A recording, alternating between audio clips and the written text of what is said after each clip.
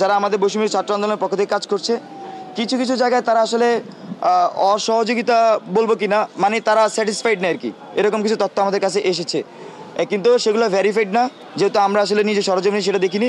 আমাদের 4টা জেলাতে আমাদের মেডিকেল টিম কার্যক্রম চালিয়ে যাচ্ছে, তো এবং সেখানে আমরা আমাদের সাধ্য অনুযায়ী আমরা এই ফ্রি ওষুধ সেবা আমরা চালু রেখেছি। একই সাথে আরেকটি জিনিস আপনাদেরকে জানিয়ে দিতে চাই, আমরা একটি এই যে চর্মরোগের সুস্থতাতে এরকম একটি ওষুধ বা মলম বলতে পারি, সেটি আমাদের ঢাকা বিশ্ববিদ্যালয়ের ফার্মেসি ডিপার্টমেন্টের কিছু সংখ্যক গবেষক শিক্ষক ওনারা তৈরি করেছেন, তাদের সাথেও আমরা আলোচনা চলমান রেখেছি। সেটি একদম সর্বনিম্ন মূল্যে, যদি আমরা ওনার সাথে কথা চালাচ্ছি, সেটা সর্বনিম্ন মূল্যে তারা আমাদেরকে দিবেন বলেছেন। তো আমরা যদি সেটা পাই বা সেটা যত প্রসেস আছে সেটা মেনটেন করে সেটা পেলে আমরা আশা করি এই চর্মরোগ থেকে শুরু করে যাবতীয় যেসব এই অ্যালার্জিজনিত রোগ, পানিজনিত সমস্যা, সেটা এর মধ্যে দিয়ে সমাধান হতে পারে। আমরা আরও বিস্তারিত এই বিভিন্ন বিশেষজ্ঞদের সাথে এই বিষয়ে আলোচনা করব, তার মাধ্যমে আমরা বৈষম্য ছাত্র আন্দোলনের পক্ষ থেকে আমাদের ক্যাপাসিটি অনুযায়ী আমরা সর্বোচ্চ আমাদের প্রচেষ্টা অব্যাহত রাখবো। আমি একটা প্রশ্ন করবো, যে আজকে প্রথম আলোর একটা জাতীয় দৈনিকে শিরোনাম ছিল যে ত্রাণ বিতরণের সমন্বয়হীনতা। জি, আপনারা তো শুরু থেকে এই ত্রাণ বিতরণ কার্যক্রমের সাথে জড়িত, আপনাদের দৃষ্টিতে এরকম সমন্বয়হীনতা কি? আচ্ছা, আমি ত্রাণ ভিতরে সমন্বয়হীনতা, আমি এটা আপনার থেকে জানতে চাচ্ছি, আপনি ভিতরে পুরো লেখাটা পড়েছেন মানে? হ্যাঁ, সেখানে কি আমাদের বৈষম্য ছাত্র আন্দোলনের সমন্বয়হীনতা বলেছে নাকি? মানে সমন্বয় কথা চলে আসলে মানুষ মনে করছে বৈষম্য ছাত্র। জি জি জি, এটা একটু ক্লিয়ার করে প্রশ্ন। হ্যাঁ, এটা উল্লেখ করে দিতে ওটা ছিল জেলা প্রশাসনের যে সমন্বয়হীনতার কথা। আমি প্রথম আলোতে দেখেছি মূলত সমন্বয়হীনতার চেয়ে বেশি ছিল যে ভিতরে জেলা প্রশাসকের সমন্বয়হীনতার কথা বলেছে।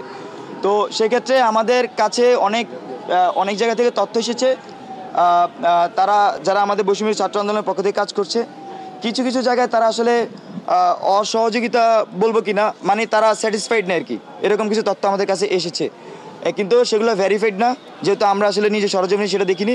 তবে আমাদের আহ্বান থাকবে সরকারের পক্ষ থেকে যারা কাজ করছেন তারা অবশ্যই সমন্বয় করে কাজ করবেন, এবং দেশবাসী যারা বন্যায় কবলিত ক্ষতিগ্রস্ত তারা যাতে সর্বোচ্চ সুবিধাটা পায় আমাদের ক্যাপাসিটির মধ্যে, সেই চেষ্টা যাতে অব্যাহত রাখে। আমি আপনার এটার সাথে একটু অ্যাড করে জানতে চাই, সেটা হচ্ছে যে মনে করেন যে প্রত্যেকটা ডিস্ট্রিক্টেই সবাই ত্রাণ দিতে যাচ্ছে, রাজনৈতিক দলগুলো ত্রাণ দিচ্ছে, ব্যক্তির উদ্যোগে ত্রাণ দিচ্ছে, শিল্পীরা ত্রাণ দিতে যাচ্ছে। সেই ক্ষেত্রে দেখা যাচ্ছে এক পরিবার 4বার ত্রাণ পাচ্ছে, আরেক পরিবার পাচ্ছে না। সেই ক্ষেত্রে কি আপনাদের কোনো? আচ্ছা, এই ব্যাপারে আমরা কিন্তু খুব শুরু থেকেই আমরা যেটা আমাদের পরিকল্পনা নিয়েছি সেটা হচ্ছে আমরা ডেটা অ্যানালাইসিস ফিল্ড লেভেলে। তো ডেটা অ্যানালাইসিসের জন্য আমাদের কাছে অর্গানাইজ যেটা ছিল, যে আমাদের কাছে মনে হয়েছে যেহেতু ফিল্ড লেভেলে সেনাবাহিনী, নৌবাহিনী, বিমান বাহিনী এবং কোস্টগার্ড কাজ করছিল, এবং তারা বিশেষ করে ডিসি মহোদয়দের আন্ডারেই হচ্ছেন যে কাজ করছিলেন। তো আমরা সেজন্য ওনাদের সাথে সমন্বয় করে আমরা ওনাদের থেকে তথ্য নিয়েছি যে আসলে কোন কোন এলাকা সিভিয়ার অবস্থা আছে।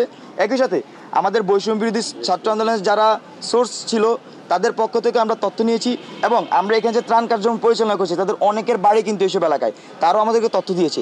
এই সকল তথ্যকে আমরা ক্রস ম্যাচ করে তারপর আমরা সিদ্ধান্ত নিয়ে আমাদের ত্রাণ কার্যক্রম পরিচালনা করার চেষ্টা করেছি।